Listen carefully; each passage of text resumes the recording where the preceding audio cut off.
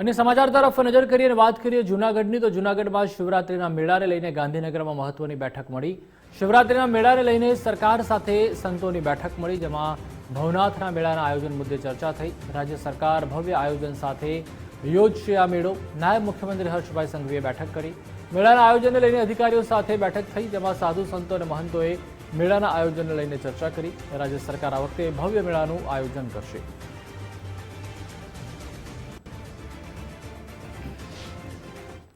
એ મેળાની અંદર વર્ષો વર્ષ શ્રદ્ધાળુઓ અને સંતોની સંખ્યાનો વધારો થતો જાય છે।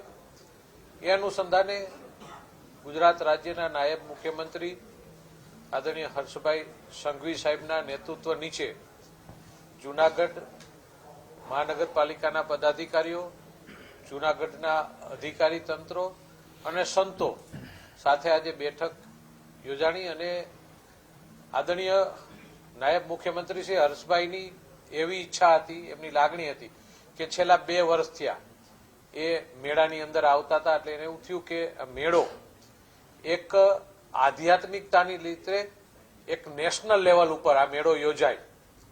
અને એ મેળાની અંદર જે મેળાનું મહત્વ છે કે આ સાધુ સંતોનો મેળો છે, એ સાધુ સંતોના મેળાની મર્યાદા જળવાય, એ સાધુ સંતોનો જ મેળો રહીએ। એટલે એ કઈ રીતે આપણે સારી રીતે ઇન્ટરનેશનલ લેવલ ઉપર લઈ જાય એમના માટેની ચર્ચા વિચારણા। તો ભવનાથના મેળા અંગે નાયબ મુખ્યમંત્રી હર્ષભાઈ સંઘવીએ નિવેદન આપતા કહ્યું કે ભવનાથનો મેળો ભવ્ય રીતે ઉજવાય તેવું આયોજન કરાયું છે। સ્થાનિક સાધુ સંતો અને આગેવાનો સાથે ચર્ચા કરી છે। મિની કુંભ જેમ ભવનાથ મેળાનું આયોજન કરાશે।